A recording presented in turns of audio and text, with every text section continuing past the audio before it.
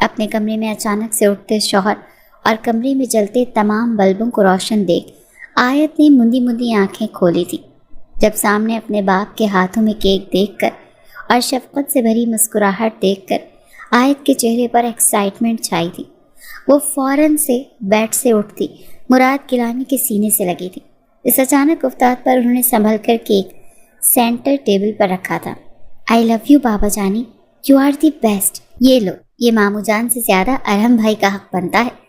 طلحہ نے آیت کو چھیڑنے والے انداز میں اس کے کان کے قریب آتے سرکوچی کرتے ہوئے کہا تھا۔ طلحہ کی بات سنتے ہی اس کا چہرہ حیا سے گلنار ہوا تھا۔ چلو کیک کاٹتے ہیں، مراد گیلانی نے محبت سے کہا تھا، جس پر آیت سر اسبات میں ہلاتے ٹیبل کی طرف بڑھی تھی۔ اس نے کیک کٹ کرنے سے پہلے اپنی متلاشی نظریں دروازے کی طرف اٹھائی تھیں۔ نظروں کی مایوسی کی وجہ سے آنسوؤں نے آنکھوں میں جگہ بنائی تھی، لیکن باقی سب کے چہروں پر چمک دیکھ کر آیت نے ان کی خوشی کے لیے مسکراتے ہوئے کیک کٹ کیا تھا۔ وہ انہیں کیسے مایوس کر سکتی تھی جو رات کے 12 بجے اسے اسپیشل فیل کروانے آئے تھے۔ کیک کٹ کرنے کے بعد سب سونے جا چکے تھے، جبکہ آیت کی نیند اڑ چکی تھی، اسی لیے وہ نیچے لان میں چکر لگانے چلی گئی تھی۔ وہ بھی لان میں ٹہل ہی رہی تھی جب بلیک نیو پراڈو پورچ میں آ کر رکی تھی۔ اس نے نظر اٹھا کر دیکھا تھا جہاں ارحم گیلانی اپنے تمام تر وجاہت کے ساتھ شاہانہ انداز میں نکلا تھا۔ گاڑی سے اترتے ہی اس کو اپنے اوپر نظروں کی تپش محسوس ہوئی تھی۔ جب اس نے نظر پارکنگ روش کے سیٹ میں اٹھا کر دیکھی تھی تو آیت کو اپنی طرف محویت سے دیکھتے پایا تھا۔ آیت کو یوں اپنی طرف بغیر پلکیں جھپکائے دیکھ کر ارحم کے لبوں پر مسکراہٹ نے اپنی چھپ دکھلائی تھی، جو وہ ظاہر ہونے سے پہلے زائل کر گیا تھا۔ اس نے اپنے قدم آیت کی طرف بڑھائے تھے۔ کیسی ہو؟ اس نے آیت کے قریب جاتے اپنی ساحرانہ آواز میں کہا تھا۔ آپ سے مطلب؟ آیت نے اپنی بے اختیاری پر لعنت بھیجتے نروٹھے انداز میں کہا تھا، جو اس بات کا صاف اعلان تھا کہ وہ اس سے ناراض ہے۔ مت ناراض ہوا کرو یار، اتنی کیوٹ انداز سے خدا قسم کنٹرول کرنا مشکل ہو جاتا ہے۔ ارحم نے لبوں پر دھیمی مسکراہٹ اور آنچ دیتے جذبات کے ساتھ کہا تھا۔ اس کی بات کا مطلب سمجھتے آیت کے گال تھک کر کے لال ہوئے تھے، لیکن اس نے زبان سے ایک لفظ بھی نہیں نکالا تھا۔ کچھ بولو گی نہیں؟ میں نے سوچ لیا ہے کہ میں اب اپنے الفاظ اور جذبات آپ جیسے انسان پر ضائع نہیں کروں گی جنہیں میری کوئی پرواہ ہی نہیں ہے۔ آیت نے آنکھوں میں آنسو لاتے ہوئے کہا تھا اور یہاں سے جانے لگی تھی جب ارحم نے اس کا ہاتھ پیچھے سے پکڑا تھا۔ اس اچانک افتاد پر آیت نے اپنی بے یقین نظریں اٹھا کر اس کو دیکھا تھا، جو اپنی ہیزل گرین آنکھوں سے پہلے ہی اسے دیکھ رہا تھا۔ ہیزل گرین آنکھوں کا تصادم شہد رنگ آنکھوں سے ہوا تھا اور دونوں کو اپنا دل ایک دوسرے کی آنکھوں میں ڈوبتا ہوا محسوس ہوا تھا، جب اچانک سے ارحم نے اپنی نظریں پھیری تھیں۔ ارحم کی نظریں پھیرنے پر آیت نے بھی ہوش کی دنیا میں قدم رکھا تھا۔ کچھ کہنا نہیں ہے آپ نے؟ تو میرا ہاتھ چھوڑے، مجھے نیند آ رہی ہے۔ آئی ایم سوری، میں نے پوری کوشش کی تھی وقت پر آنے کی، لیکن آڈٹ میں کچھ مسئلہ آ گیا تھا اور میرے کچھ ورکرز میں اس بات کو لے کر لڑائی ہو گئی تھی۔ دونوں پارٹیز ایک دوسرے پر الزام تراشی کر رہی تھی۔ یہ سب سارٹ آؤٹ کرنے میں اتنا وقت لگ گیا۔ جو چاہو گی پینلٹی دوں گا، بس ناراض مت ہونا، ارحم نے جسٹیفیکیشن دیتے ہوئے کہا تھا۔ یہ تمہارے لیے، ارحم نے اپنی سائڈ پیکٹ سے ایک ڈبی نکالتے ہوئے کہا تھا، جسے آیت نے آنکھوں میں اشتیاق لیے ہاتھ میں پکڑا تھا۔ خوبصورت ہے بہت۔ آیت نے ڈبی کھولتے پائل کا جوڑا دیکھتے ہوئے کہا تھا۔ تم سے کم۔ کیا ہوا آیت کو؟ وہ ڈبی اپنے سامنے کرتے دیکھ کر ارحم نے سوالیہ انداز میں پوچھا تھا۔ میری امانت سمجھ کر اپنے پاس رکھ لیں، جب محرم بن کر ملیں گے تب مجھے دے دینا، آیت نے معصومیت سے کہا تھا۔ اور اگر تب تک مجھ سے کھو گئی تو؟ محبوب کی امانت میں خیانت نہیں کرتے اور ہمیں آپ پر پورا یقین ہے کہ آپ اسے سنبھال کر رکھیں گے۔ یہ تمہارا برتھ ڈے پریزنٹ ہے، آج سے پہلے بھی تو دیا تھا اور تب تو تم نے یہ نہیں کہا۔ تب میں آپ کو بھائی سمجھ کر وہ گفٹس اپنے حق سے لیتی تھی، آیت نے مسکراتے ہوئے کہا تھا۔ استغفر اللہ محترمہ، آپ تو میرے جذباتوں کو بیچ سڑک پر مجروح کر رہی ہیں بھائی کہہ کر۔ ویسے آپ کیا سمجھتی ہو مجھے؟ اس کا پورا جملہ یاد کرتے ارحم نے آنکھوں میں شرارت لیے کہا تھا۔ اپنا سب کچھ۔ یہ کہتے ہی آیت بغیر اسے دیکھے اپنا ہاتھ اس کی گرفت سے نکالتے بھاگ گئی تھی۔ پیچھے ارحم سنجیدگی کا خال چڑھائے اندر کی طرف بڑھ گیا تھا۔ یہ گیلانی ہاؤس کا منظر تھا۔ مراد گیلانی، فرحت گیلانی اور عبید گیلانی آپس میں 3 بہن بھائی تھے۔ مراد کی شادی امبرین زبیر سے ہوئی تھی، جو ان کے والد کے بزنس پارٹنر کی بیٹی تھی۔ ان دنوں کو اللہ نے شادی کے 10 سال بعد اولاد جیسی رحمت سے نوازا تھا، جس کا نام مراد گیلانی نے آیت مراد گیلانی رکھا۔ منتوں کی اولاد ہونے کی وجہ سے اور بغیر ماں کے اولاد ہونے کی وجہ سے آیت ہی اپنے باپ کے لیے ان کا سب کچھ تھی۔ اس کے بعد عبید گیلانی، جنہوں نے اپنی پسند سے اپنی کلاس فیلو رمشا بیگم سے شادی کی تھی۔ رمشا بیگم کے متوسط طبقے سے شادی کرنے کی وجہ سے عبید گیلانی کو ان کے باپ نے جائیداد سے آگ کر کے گھر سے نکال دیا تھا۔ عبید گیلانی 5 سال بعد اپنی اہلیہ کے ساتھ اپنے 4 سال کے بیٹے ارحم اور 3 سال کی بیٹی مرحا عبید لغاری کو لے کر اپنے باپ کی وفات پر گیلانی ہاؤس آئی تھی، جب ان کی ماں نے روتے ہوئے اپنے بیٹے کو واپس نہیں جانے دیا تھا، کیونکہ ان کا دل اپنے شوہر کی وفات کے بعد اپنے پوتے کو گود میں لیتے ہی بہلا تھا، کیونکہ مراد گیلانی کی طرف سے انہیں ایسی خوشخبری کے آثار نظر نہیں آ رہے تھے۔ ارحم 6 سال کا تھا جب ایک کار حادثے میں عبید گیلانی خالق حقیقی سے جا ملے تھے۔ اس کے بعد فرحت گیلانی، جن کی شادی افتخار لغاری سے ہوئی تھی، جن کو اللہ نے 3 بچوں سے نوازا تھا، سب سے بڑا ابتسام لغاری، طلحہ لغاری، پھر عالیہ لغاری۔ فرحت بیگم شادی کے 7 سال بعد بیوگی کی چادر اوڑھتے اپنے 3 بچوں سمیت گیلانی ہاؤس واپس آ گئی تھیں۔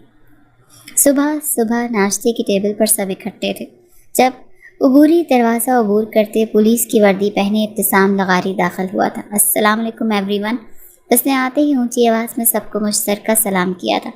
وعلیکم السلام، آج گھر کا راستہ کیسے بھول گئے ایس ایس پی صاحب؟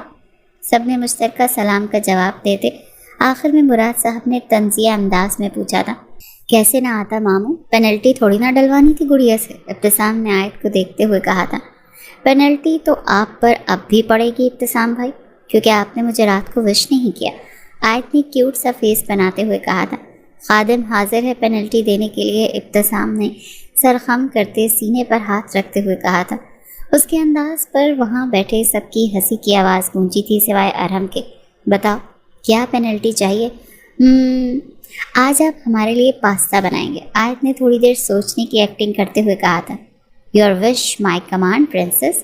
آج مراد گیلانی نے اپنی بیٹی کے لیے بڑے پیمانے پر برتھ ڈے پارٹی شروع کی تھی۔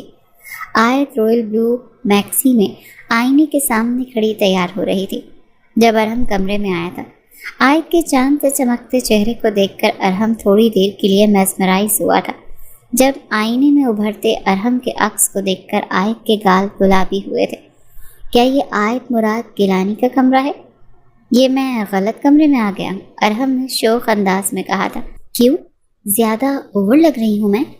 عالیہ کو کہا بھی تھا کہ اتنا میک اپ نہ کرنا، لیکن اس نے میری بات ہی نہیں مانی۔ میں بھی منہ دھو کر آتی ہوں۔ آیت اس کی بات کا مطلب سمجھے بغیر واش روم کی طرف جانے لگی تھی جب ارحم نے جلد بازی میں اس کا ہاتھ پکڑتے ہوئے روکا تھا۔ مت اتارو، خوبصورت لگ رہی ہو، 14ویں کے چاند کی پہلی کرن جیسی۔ لیکن مجھے خود بھی عجیب لگ رہا ہے، اتنا اوور میک اپ، ارحم آیت نے منہ بناتے ہوئے کہا تھا۔ اوور کہاں ہے، لپ شیڈ، آئی لائنر اور مسکارا ہی تو لگا ہوا ہے، ارحم نے اس کا تنقیدی جائزہ لیتے ہوئے کہا تھا۔ آپ کو اتنا کیسے پتا کہ ہم نے صرف یہی اپلائی کیا ہوا؟ آیت نے تفتیشی انداز میں کہا تھا۔ شک کر رہی ہو مجھ پر؟ ارحم نے آئی برو چکاتے ہوئے کہا تھا۔ نہیں، مجھے پورا یقین ہے کہ میرے علاوہ آپ سے کوئی محبت نہیں کر سکتا، اور یہ بات آپ بھی یاد رکھنا، ارحم آیت گیلانی جیسی محبت آپ سے کوئی نہیں کر سکتا۔ ارحم عبید گیلانی جیسی محبت بھی تم سے کوئی نہیں کر سکتا۔ میری محبت تمہیں تا عمر یاد رہے گی، اور اس محبت کا ثبوت تمہیں آج رات کی پارٹی میں دوں گا جب پوری دنیا کے سامنے تمہیں اپنے نام کی رنگ پہناؤں گا۔ یہ کہتے ہی آیت کو حیرت میں ڈوبا چھوڑ کر وہ کمرے سے باہر چلا گیا تھا۔ آیت کی پارٹی میں مراد گیلانی نے سب کے سامنے ارحم اور آیت کی شادی کا اعلان کرتے ہوئے دونوں کو ایک دوسرے کے نام کی رنگ پہنانے کا کہا تھا۔ انگوٹھی پہناتے وقت آیت کے چہرے سے 1 منٹ کے لیے بھی مسکراہٹ جدا نہیں ہوئی تھی۔ ارحم بھی خوش دکھائی دے رہا تھا، لیکن وہ کم مسکرانے کا عادی تھا، جبکہ دوسری طرف ابتسام کو لگا تھا کہ کسی نے اس کے دل میں خنجر پیوست کر دیا ہے۔ وہ بغیر کیک کٹنگ کا ویٹ کیے پارٹی سے واک آؤٹ کر گیا تھا۔ ایک اور نسوانی وجود بھی یہاں موجود تھا جو ان دونوں کا ہاتھ ایک دوسرے کے ہاتھ میں دیکھ کر جل کر خاکستر ہو گیا تھا۔ کوئی تمہیں اس طرح خوش نہیں رکھ سکتا جس طرح میں رکھ سکتا ہوں۔ کوئی تم سے اتنی محبت نہیں کر سکتا جتنی میں کر سکتا ہوں۔ تو پھر کیوں تم نے آیت گیلانی کیوں تم نے مجھ پر اس ارحم گیلانی کو فوقیت دی؟ تم کبھی اس کے ساتھ خوش نہیں رہ پاؤ گی، کبھی بھی نہیں۔ وہ تمہارے لیے نہیں بنا، تمہارے لیے تو میں بنا۔ تمہاری شادی کیسے اس سے ہو سکتی ہے؟ تمہارا فیوچر اس کے ساتھ نہیں میرے ساتھ ہے، تمہاری خوشیاں اس کے ساتھ نہیں میرے ساتھ ہیں۔ تم اس کی ہو کر بھی کبھی اس کی نہیں ہو پاؤ گی۔ تم کبھی بھی ایک محبت کرنے والا دل دکھا کر خوش نہیں رہ پاؤ گی۔ ابتسام نے اپنے فلیٹ میں آتے ہی چیزوں کو توڑتے رونتے آواز میں چیختے ہوئے کہا تھا۔ اس وقت اس کا دل کر رہا تھا کہ وہ قتل کر دے ارحم کا، جو اس کی محبت پر ڈاکہ ڈال چکا تھا۔ تم اس وقت میرے کمرے میں کیا کر رہی ہو عالیہ کو رات کے اس پہر اپنے کمرے میں دیکھ کر اس شخص نے دبی آواز میں کہا تھا۔ کچھ نہیں، بس دیکھنے آئی تھی کہ کتنی خوشیاں منائی جا رہی ہیں، عالیہ نے طنزیہ انداز میں کہا تھا۔ اس وقت اس سب بکواس کا مطلب، اس نے دبی آواز میں کہا تھا، اپنے وعدے سے مت مکرنا، ورنہ میں اپنے ساتھ ساتھ تمہاری زندگی بھی برباد کر دوں گی۔ دھمکی دے رہی ہو مجھے؟ اس نے بھویں اچکاتے ہوئے کہا تھا۔ اپنی محبت یاد دلا رہی ہوں جو میں تم سے کرتی ہوں اور تم مجھ سے۔ ایک بات یاد رکھنا ارحم گیلانی، عالیہ لغاری اپنی چیزوں سے دستبردار نہیں ہوتی، بلکہ وہ چیز کسی اور کے قابل ہی نہیں چھوڑتی۔ یہ کہتے ہی عالیہ اس کے کمرے سے باہر چلی گئی تھی اور پیچھے ارحم آنکھیں بند کیے گہری سانس لیتے ہوئے بیڈ پر گرنے کے لحاظ سے لیٹا تھا۔ اس کی آنکھوں کے سامنے آیت کا معصوم چہرہ آیا جو خوشی سے چمک رہا تھا۔ اس کا آنکھ سبھرتے ہی اس نے پٹ سے اپنی آنکھیں کھولی تھیں۔ اپنے دل و دماغ کی بے چینی کو کم کرنے کے لیے سائڈ ٹیبل کی ڈرا سے سگریٹ اور لائٹر نکال کر ٹیرس کی طرف گیا تھا، جہاں اس کی ساری رات بے چینی میں سگریٹ پھونکتے ہوئے گزری تھی۔ آیت لان کی سیڑھیوں پر بیٹھی اپنی انگوٹھی والے ہاتھ کو مسکرا کر دیکھ رہی تھی، جب خاموشی سے ایک وجود اس کے ساتھ آ کر بیٹھا۔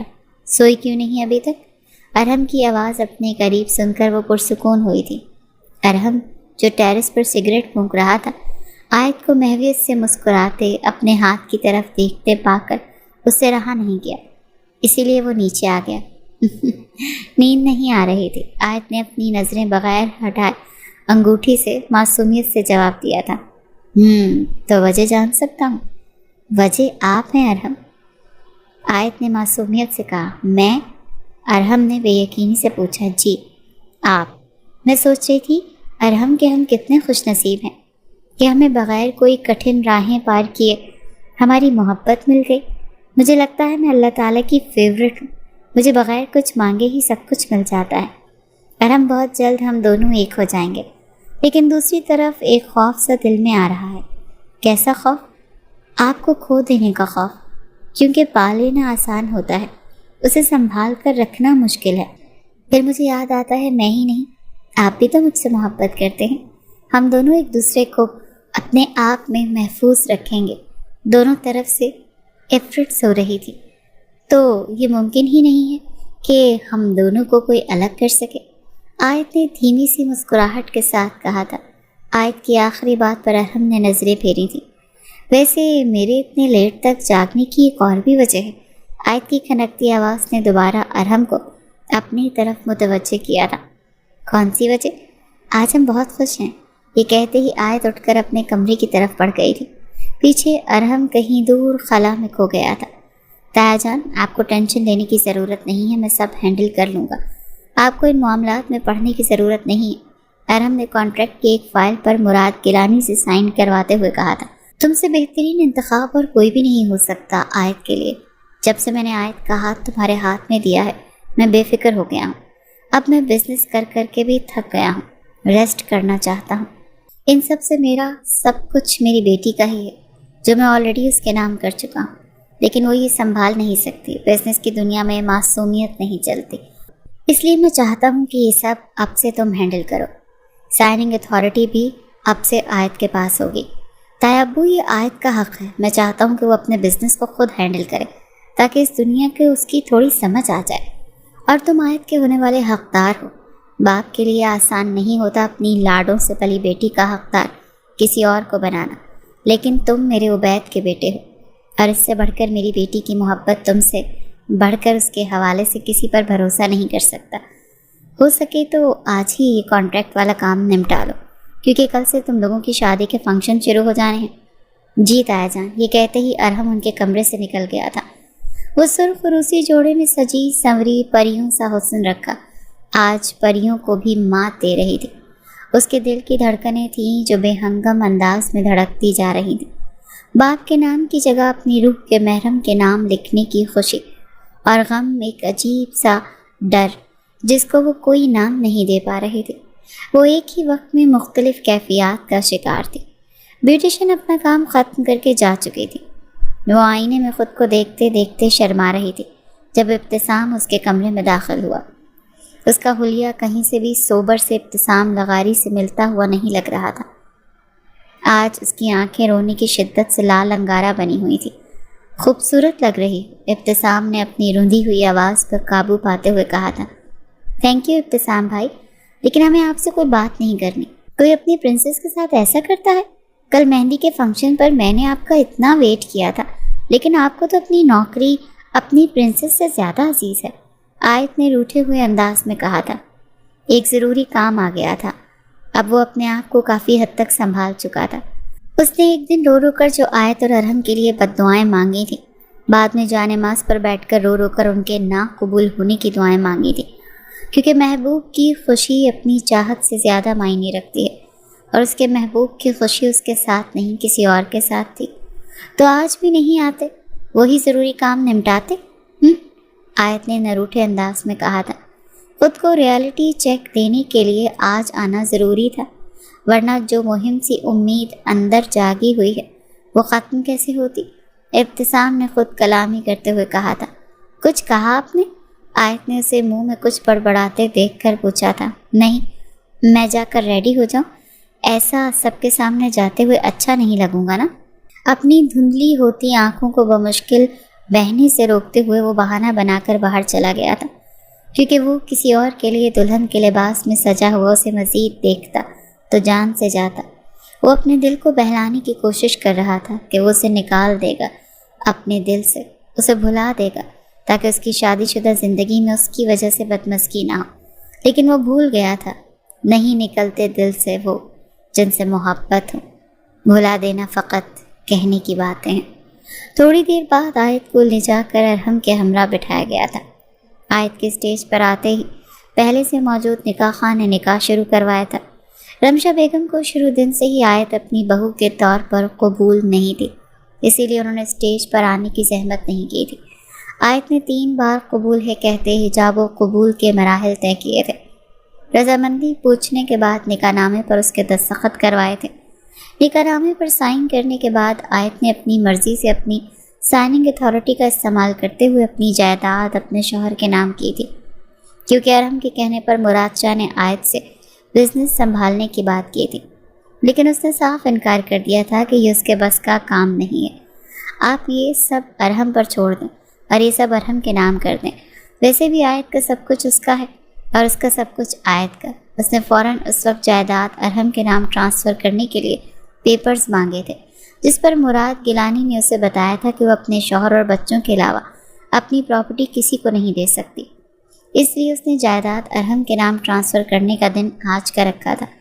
وہ نہیں چاہتی تھی کہ ارحم اپنے آپ کو کمتر سمجھے، بار بار اس کے پاس سائن کروانے کے لیے آئے۔ وہ کسی بھی طرح ارحم کے وقار کو ٹھیس نہیں پہنچانا چاہتی تھی، اسی لیے ہنسی خوشی اپنے تن من پر حق کے ساتھ ساتھ اپنی تمام جائیداد کا حقدار بھی اسے بنا گئی تھی۔ نکاح کے مکمل ہوتے ہی ارحم ایکسکیوز کر کے اندر گیا تھا۔ ارحم کو اندر گئے 1.5 گھنٹہ بیت چکا تھا۔ مہمانوں کے بیچ چہمگوئیاں شروع ہو گئی تھیں۔ لوگوں کی باتوں پر دھیان دیے بغیر مراد گیلانی نے فرحت بیگم کو آیت کو اندر لے کر جانے کا کہا تھا، کیونکہ لوگوں کی باتیں سنتے اس کے چہرے کا رنگ متغیر ہو گیا تھا۔ وہ اپنی بیٹی کے اتنے بڑے دن کا اس کا اداس چہرہ نہیں دیکھ سکتے تھے۔ وہ پچھلے 1.5 گھنٹے سے سب کے سامنے مسکرانے کی کوشش کر رہی تھی، لیکن اب اس سے اور نہیں ہو رہا تھا۔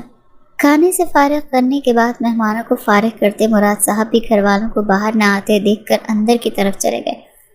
فرحت بیگم آیت کو لے کر اندر داخل ہوئی تھی جب ارحم کو سکون سے سگریٹ پیتے اور ہاتھ میں جائیداد کے کاغذ پکڑے دیکھ کر ٹھٹکی تھی۔ اس کی آنکھوں میں ایک عجیب سا سرد پن تھا۔ نگہت ملازموں کو بلایا گیا، آیت بی بی کو ارحم صاحب کے کمرے میں چھوڑ کر آؤ۔ فرحت بیگم نے ارحم کا روکھا انداز دیکھ کر آیت کو یہاں سے بھیجنا ضروری سمجھا تاکہ وہ ارحم کے آج کے رویے کی وجہ دریافت کر سکیں۔ کیوں وہ میرے کمرے میں کیوں جائے گی؟ ارحم نے برف سی ٹھنڈی آواز میں دریافت کیا تھا۔ کیونکہ بیوی ہے وہ تمہاری، اور آج سے تمہارا کمرہ اس کا کمرہ ہے۔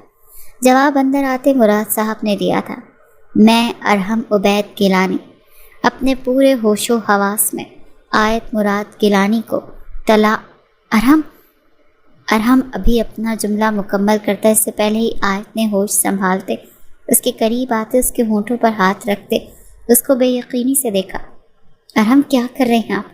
یہ مذاق کا وقت نہیں ہے، آیت نے دہلتے دل کے ساتھ کہا تھا۔ تم سے کس نے کہا کہ میں مذاق کر رہا ہوں؟ آیت ڈارلنگ، میں نے تم سے جس مقصد کے لیے نکاح کیا تھا وہ مقصد کمپلیٹ ہو چکا ہے، اسی لیے اب میں تمہارے ساتھ مزید رشتہ نہیں رکھنا چاہتا، اس لیے میں آج سے اپنے اور تمہارے راستے الگ کرنا چاہتا ہوں۔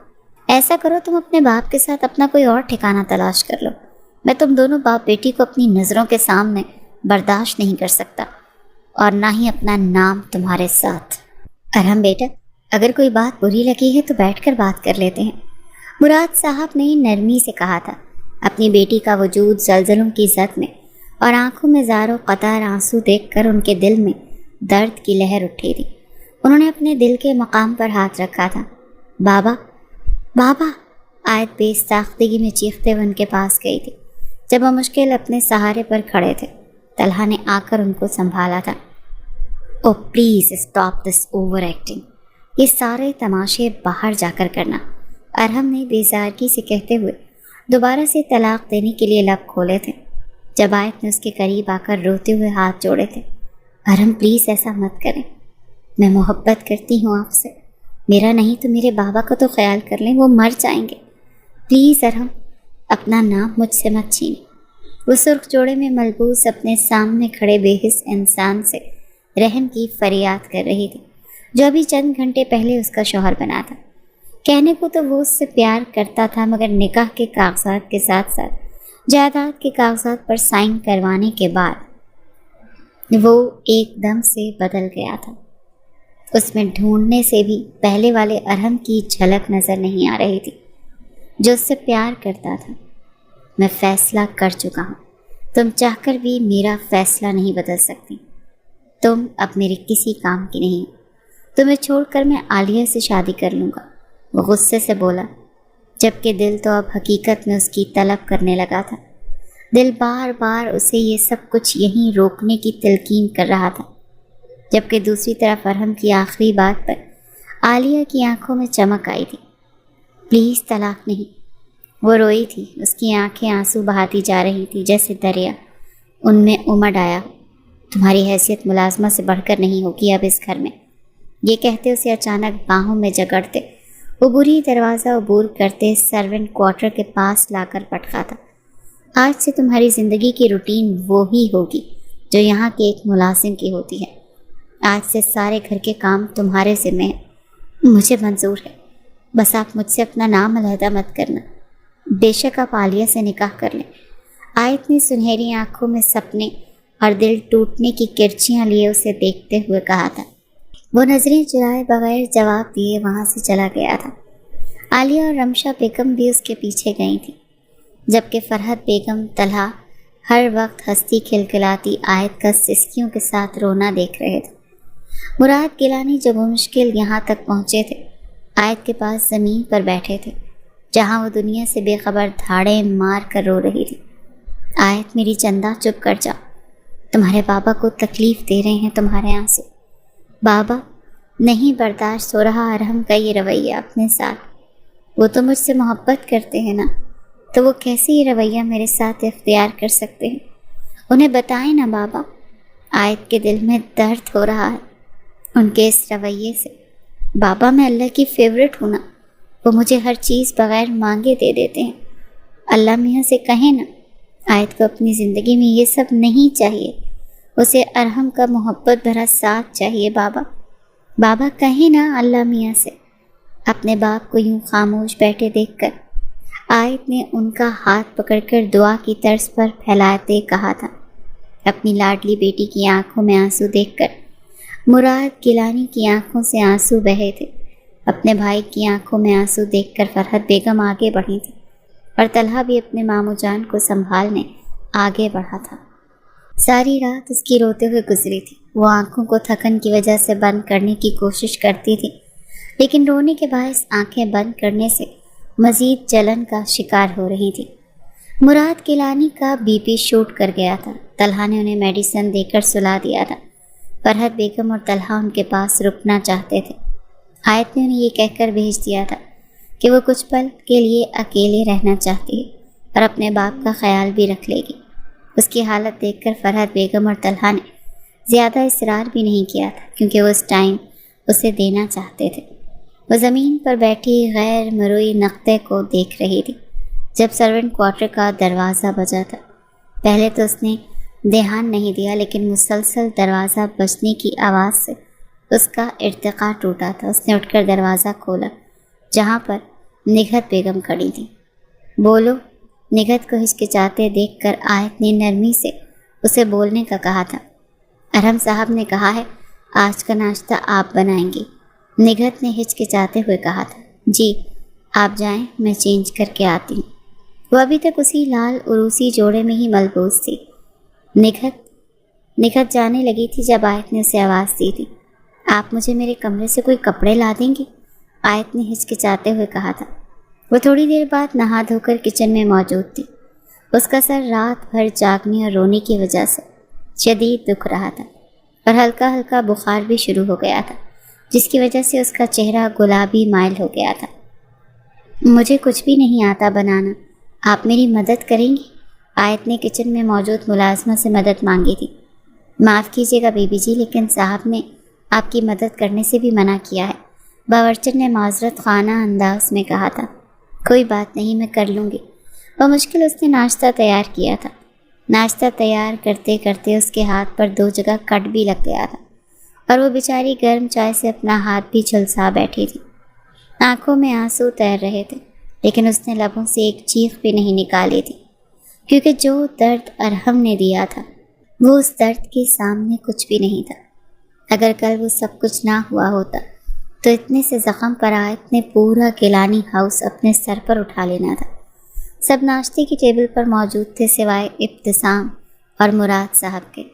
آیت ناشتے کی ٹیبل لگا رہی تھی اور ارحم بغور اس کی ایک ایک حرکت کو نوٹس کر رہا تھا۔ اس کو چکر آ رہے تھے۔ وہ زبردستی اپنے آپ کو ہوش میں رکھنے کی کوشش کر رہی تھی۔ وہ جوس کا جگ لے کر ابھی 2 قدم ہی چلی تھی جب اسے زور سے چکر آیا تھا۔ ارحم جو یہ دیکھ رہا تھا فوراً سے اٹھا تھا، لیکن وہ ابھی 1 قدم بھی آگے بڑھاتا اس سے پہلے ہی غصے میں اندر داخل ہوتے ابتسام نے کمر سے پکڑ کر اسے تھاما تھا۔ کانچ کا جگ ٹوٹ کر بکھرا تھا۔ تم ٹھیک ہو؟ ابتسام نے آیت کو سہارا دے کر کھڑا کرتے ہوئے کہا تھا، جبکہ ہاتھ اب تک اس کی کمر پر تھا۔ واٹ دی ہیل، یہ کیسا ناشتہ ہے؟ اسے ناشتہ کہتے ہیں؟ ارحم نے غصے میں پلیٹ سائڈ پر کرتے ہوئے کہا تھا۔ جو سب آیت اور ابتسام کی طرف متوجہ تھے وہ اب ارحم کی طرف متوجہ ہو گئے تھے۔ یہ تمہارے ہاتھ پر کیا ہوا ہے؟ ابتسام نے اس کا ضرورت سے زیادہ لال ہاتھ دیکھ کر دوسرے ہاتھ پر کٹ دیکھ کر پریشانی سے کہا تھا۔ تمہیں فیور ہے آیت؟ ابتسام کو آیت کا ہاتھ پکڑنے کی دیر تھی جب اس کی بھٹی کی مانند جلتا ہاتھ دیکھ کر اس نے ماتھے کو چھوتے استفسار کیا۔ ارحم کے صبر کی انتہا یہاں ختم ہو گئی تھی۔ وہ فوراً سے پہلے اٹھ کر ان کی طرف بڑھا تھا۔ ارحم کو اپنی طرف غصے میں بڑھتے دیکھ کر آیت ہوش و حواس سے بیگانی ہو گئی تھی۔ آیت کو ابتسام کے حصار سے رہا کرتا ارحم اسے اپنی باہوں میں اٹھائے جلد بازی میں اپنے کمرے کی طرف بڑھا تھا اور طلحہ کو فوراً سے ڈاکٹر کو کال کرنے کا کہا تھا۔ زیادہ اسٹریس، کھانا نہ کھانے اور پراپر ریسٹ نہ کرنے کی وجہ سے بے ہوش ہوئی ہے۔ میں نے ڈرپ لگا دی ہے اور کچھ میڈیسن بھی پرسکرائب کر دی ہے۔ انشاءاللہ جلدی انہیں ہوش آ جائے گا۔ بہتر ہوگا کہ آپ ان کو اسٹریس سے دور رکھیں اور ان کی ڈائٹ کے ساتھ ساتھ پراپر ریسٹ کا خیال رکھیں۔ ڈاکٹر نے اس کے جلے ہوئے ہاتھ پر بھی مرہم لگا دی تھی، جہاں کٹ لگا تھا وہاں بینڈیج بھی کر دیا تھا۔ میں تم سے محبت نہیں کرتا تو اپنا یہ معصومیت کا ڈرامہ میرے سامنے بند کرو، سمجھی؟ تم مجھے اس طرح اچھی نہیں لگنے لگ جاؤ گی۔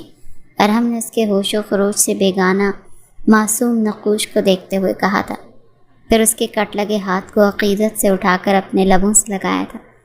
تم سے محبت نہیں کر سکتا میں، تم سمجھ رہی ہو نا؟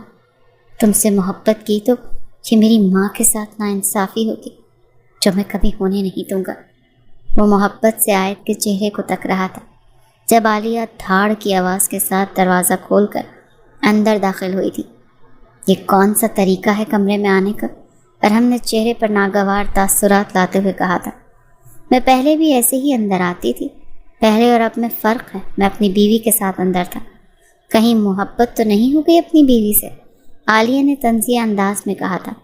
تم سے مطلب؟ تمہارے سارے مطلب مجھ سے ہی نکلتے ہیں۔ دل بہلانا ہے بہلاؤ، دل لگی کرنی ہے کرو اپنی سو کالڈ بیوی کے ساتھ، لیکن اس سے محبت کرنے کے بارے میں سوچنا بھی نہیں۔ میری بیوی کوئی کھلونا نہیں ہے جس سے دل بہلایا جائے۔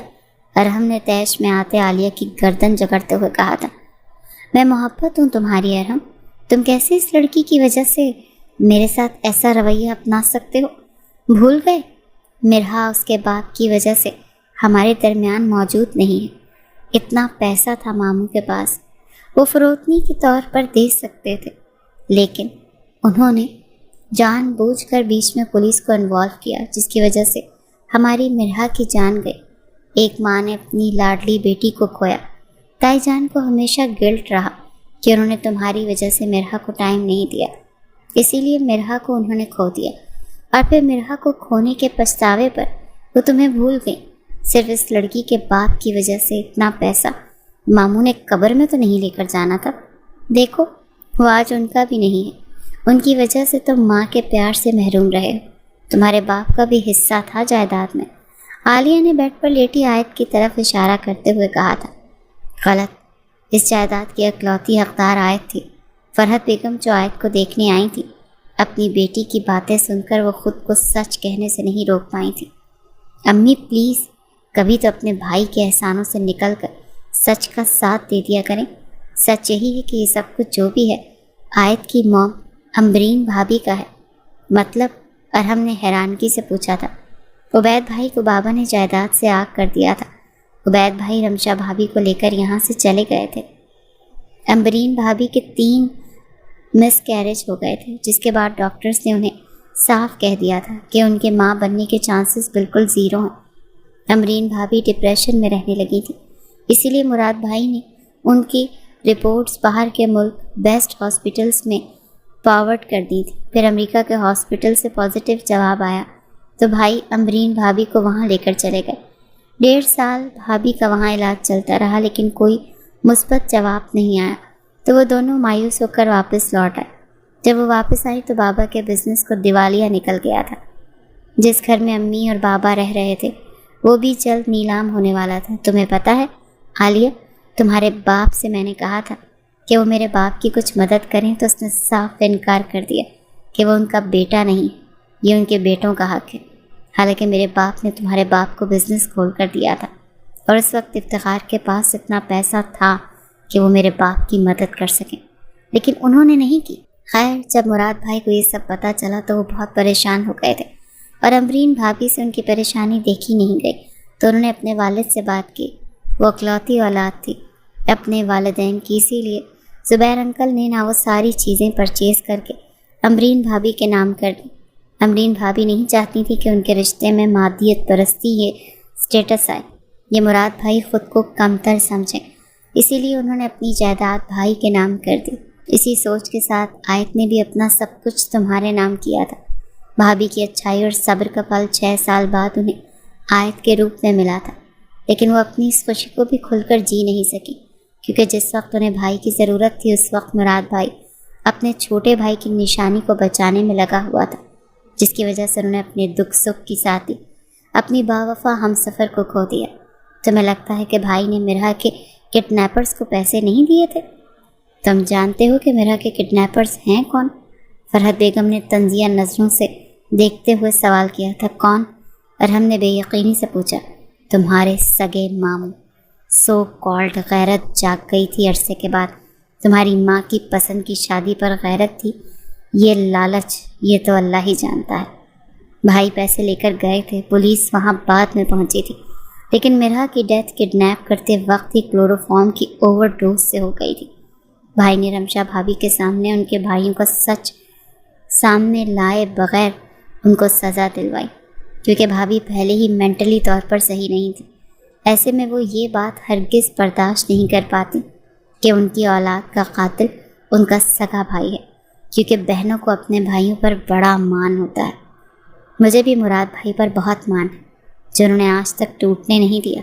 تمہارے باپ کے انتقال کے بعد تمہارے چچا نے رات کے پہر ہمیں ہمارے گھر سے نکال دیا تھا، دھوکے سے اپنے نام کروا لی تھی تمہارے باپ کی ساری جائیداد۔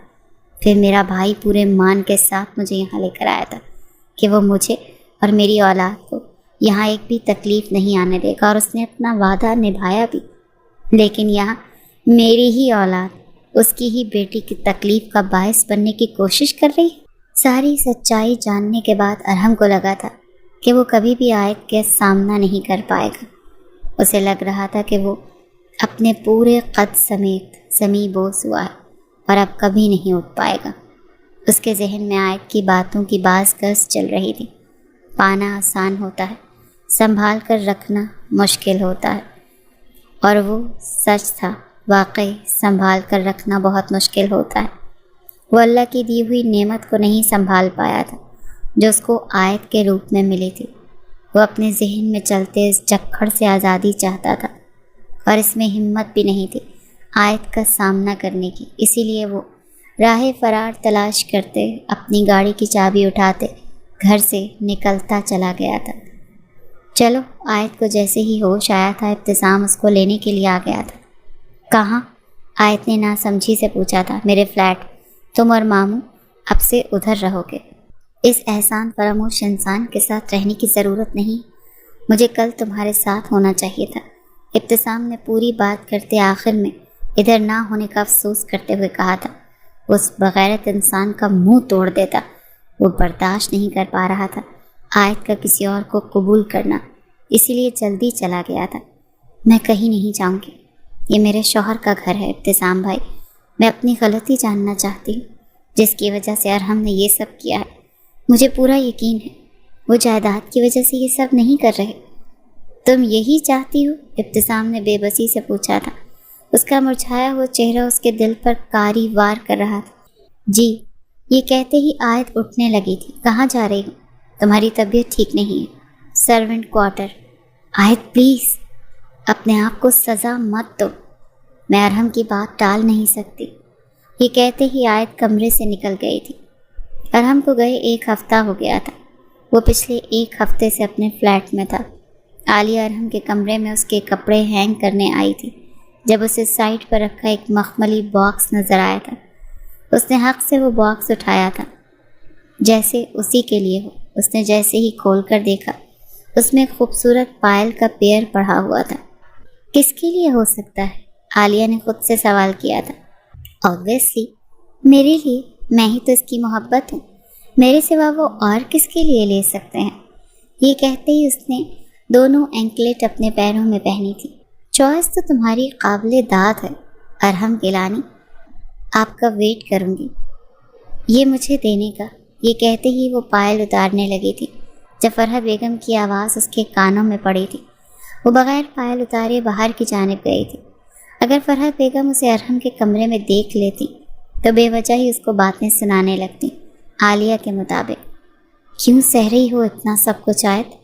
ابھی کچن کے کام سے فارغ ہو کر 2 پل کے سکون کے لیے لان کی سیڑھیوں پر آ کر بیٹھی تھی جب ابتسام اسے اکیلا بیٹھا دیکھ کر اس کے پاس آیا تھا۔ محبت دیکھی ہے میں نے اپنے لیے ارحم کی آنکھوں میں، وہ مجھ سے محبت کرتے ہیں، اور دیکھنا میں انہیں اپنی محبت کی زنجیروں میں قید کر لوں گی۔ محبت زنجیروں کی پابند نہیں ہوتی، وہ کب کہاں کس میں سما جائے پتہ نہیں چلتا۔ محبت کو بیڑیوں میں قید کر کے نہیں رکھا جاتا، اسے تو آزاد چھوڑ دیا جاتا ہے۔ انڈائریکٹلی آپ مجھے کہہ رہے ہیں کہ میں ارحم کو چھوڑ دوں؟ اگر تمہارے محبوب کی خوشی اسی میں ہے تو ہاں، چھوڑ دینا چاہیے۔ ارحم کو چھوڑ دیا تو میں کیا کروں گی؟ کچھ بھی نہیں بچے گا مجھ میں۔ میرے اندر ارحم کی محبت اپنی جڑیں مضبوط کر گئی ہے۔ اس سے دستبردار ہونے سے میری موت واقع ہو جائے گی۔ کوئی کسی کی دستبرداری سے نہیں مرتا۔ خود کو کھوکھلی محبت کے پیچھے اور بے وقوف مت بناؤ۔ آپ اپنی بہن کی خوشیوں کی وجہ سے یہ سب کہہ رہے ہیں نا؟ میرا خدا گواہ ہے، عالیہ کی خوشی سے زیادہ مجھے تمہاری خوشی عزیز ہے۔ اور ایسا کیوں ہے؟ اس کیوں کا جواب نہیں ہے میرے پاس۔ یہ کہتے ہی ابتسام وہاں سے اٹھ کر چلا گیا تھا۔ ان دونوں نفوس کی گفتگو ہفتے بعد گھر میں داخل ہوتے ارحم گیلانی نے بھی سنی تھی۔ ارحم آج بہت ہمت اور حوصلہ کر کے گھر آیا تھا۔ اس نے اپنے قدم آیت کی جانب لیے تھے۔ آیت اس کو دیکھ کر جلدی سے اٹھ کر سائڈ سے گزرنے والی تھی جب ارحم نے اس کا ہاتھ پکڑ کر اسے روکا تھا۔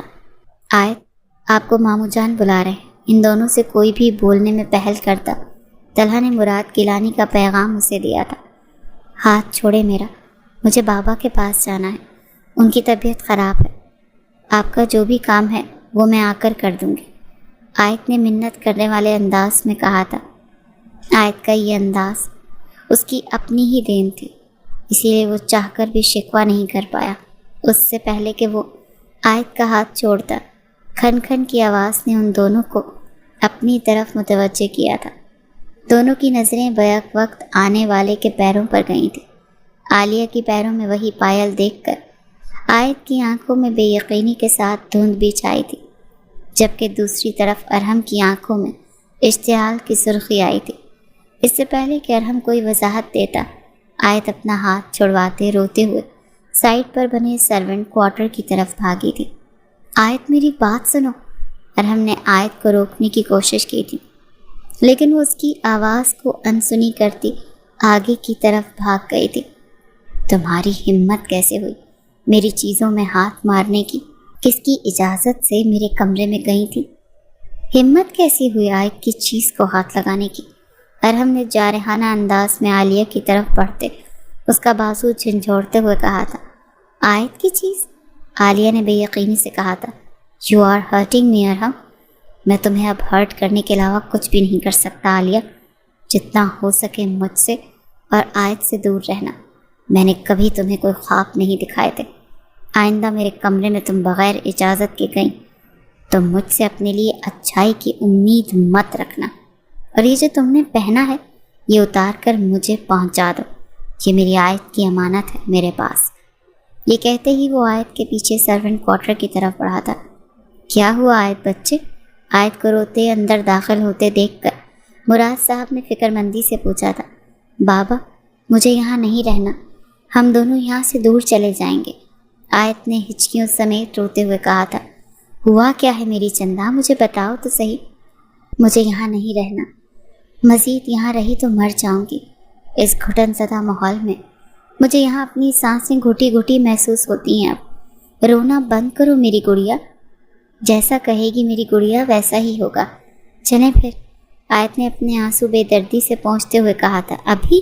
جی، پہلے مجھے کچھ ارینج تو کرنے دو گڑیا، ہم ابتسام بھائی کے فلیٹ چلتے ہیں، وہاں جا کر کچھ کر لیں گے، آیت نے رونے کے باعث بندھی ہچکیوں کے درمیان کہا تھا۔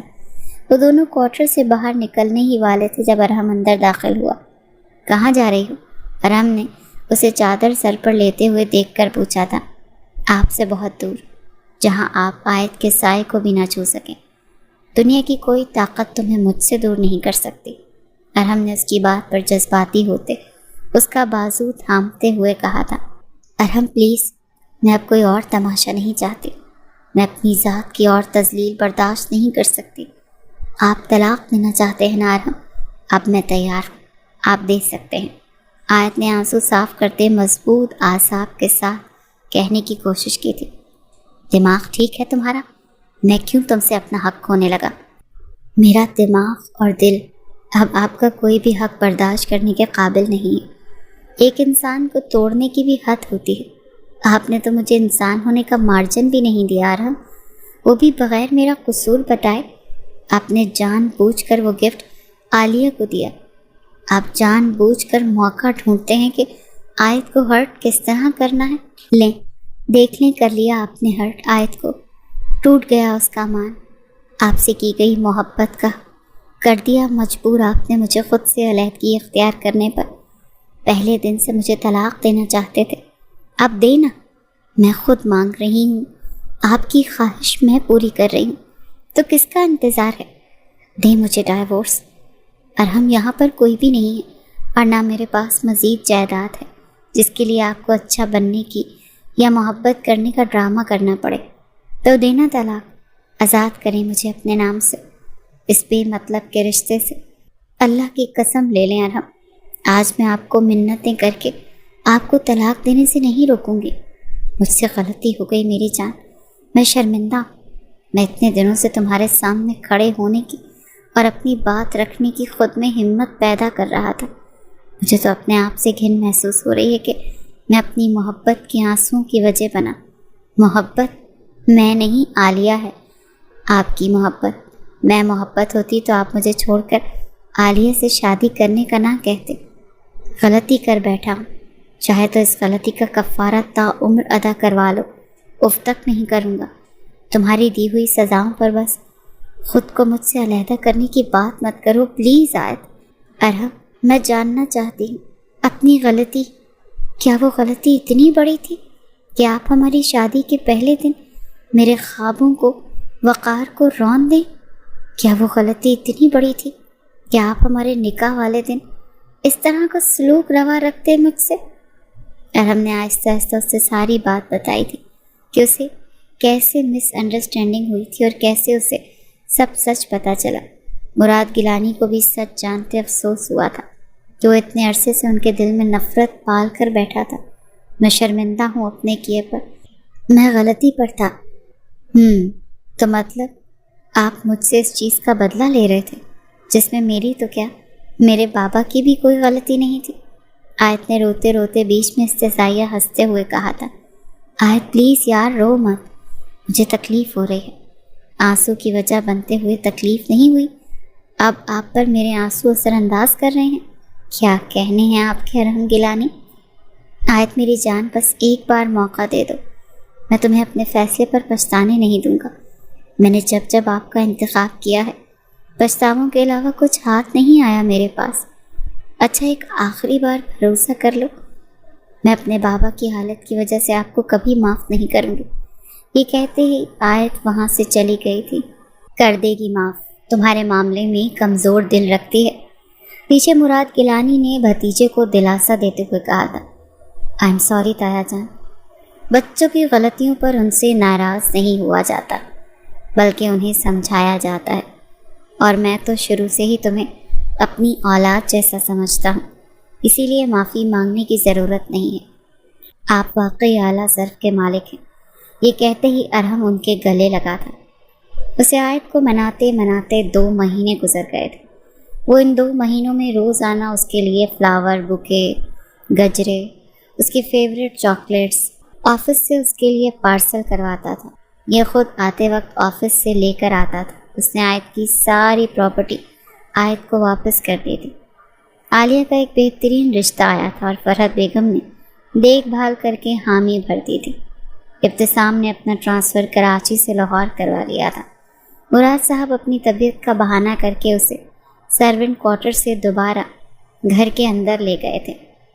آیت میری جان، کیا کر رہی ہو؟ آیت بیٹھی ہوئی ناول پڑھ رہی تھی جب میسج کی رنگنگ ٹون بجی تھی۔ اس نے میسج کھول کر دیکھا جہاں ارحم کا نام جگمگا رہا تھا۔ آیت، ذرا 2 منٹ جلدی سے میری بات سننا، ایک ضروری کام ہے۔ ایک اور میسج ریسیو ہوا تھا۔ کیا کام ہے آپ کو؟ آیت نے ضروری کام پر اس کو رپلائی کیا تھا۔ ضروری کام تو ہو گیا۔ کون سا؟ مجھے یہ چیک کرنا تھا کہ تم نے بلو ٹک تو نہیں آف کیا ہوا اور میرے میسیجز پڑھ کر جان بوجھ کر مزے لے کر اگنور کر رہی ہو، اور مجھے پتہ چل گیا کہ تم مجھے جان بوجھ کر اگنور کر رہی ہو لیکن مزے پورے لے رہی ہو۔ دوسری طرف سے موصول اتنا بڑا میسج پڑھ کر اس کی آنکھیں پھیلی تھیں۔ بزی نہیں ہو تو کال کروں؟ اس کا رپلائی نہ آتے دیکھ کر ارحم نے ایک اور میسج بھیجا تھا، بزی ہوں، مجھے یاد کرنے میں خوش فہمیاں ہیں آپ کی۔ تمہارے معاملے میں یہ دل خوش فہم رہنا پسند کرتا ہے، دل کو تسلی رہتی ہے۔ میرے کمرے میں بیٹھی ہو تو الماری سے اپنی امانت لے لو۔ کیسی امانت؟ تمہاری پازیب نہیں چاہیے مجھے، اپنے پاس رکھیں یا جا کر اپنی عالیہ کو دے دیں۔ میں تو اسے دوں گا جو میرا ہے، اور میری صرف تم ہو۔ یہ رپلائی اسے اپنے پیچھے سے آیا تھا۔ وہ اچانک سے ہڑبڑا کر پیچھے مڑی تھی۔ اس کے پیچھے مڑنے کی دیر تھی کہ وہ ارحم کے کشادہ سینے سے ٹکرائی تھی۔ تمہارا لمس باعث سکون ہے میرے لیے، ارحم نے اس کے گرد باہیں حائل کرتے ہوئے کہا تھا۔ اس اچانک افتاد پر آیت کا چہرہ گلنار ہوا تھا۔ ان حیا سی جھکی پلکوں کا، اس دہکتے چہرے کا مطلب یہ سمجھوں کہ معافی نامہ قبول ہونے والا ہے؟ ارحم نے شوخ انداز میں کہا تھا۔ جی نہیں، آپ چھوڑیں مجھے اپنے کمرے میں جانا ہے۔ اپنے کمرے میں ہی وہ میری جان، اب تو یہ کمرے بھی میرے اکیلے کی موجودگی سے اکتا گئے ہیں۔ تمہارے وجود کی مہک چاہتا ہے، مہکتے کھلے ہوئے پھول، مرجھائے ہوئے پھول اپنی وقت اور مشک کھو دیتے ہیں۔ ارحم، آیت نے آنکھوں میں آنسو لاتے ہوئے کہا تھا، تم ہیرا ہو، اور ہیرا اپنی وقت کبھی نہیں کھوتا، وہ ہمیشہ ہیرا ہی رہتا ہے۔ ہیرا نہ قدروں کے ہاتھ میں لگ جائے تو کوئلے سے بھی گیا گزرا بن جاتا ہے۔ میں اپنے ہیرے کو کوئلہ کبھی نہیں بننے دوں گا۔